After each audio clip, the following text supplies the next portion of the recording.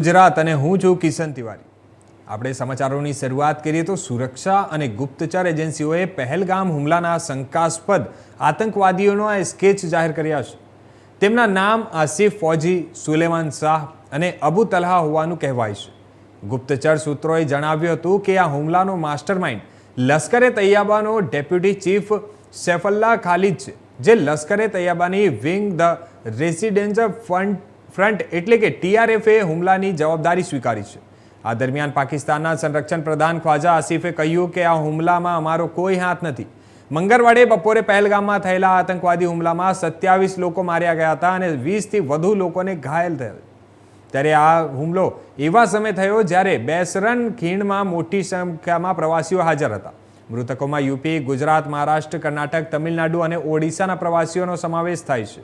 નેપાળ અને UAEના એક પ્રવાસી અને 2 સ્થાનિક લોકો પણ માર્યા ગયા છે।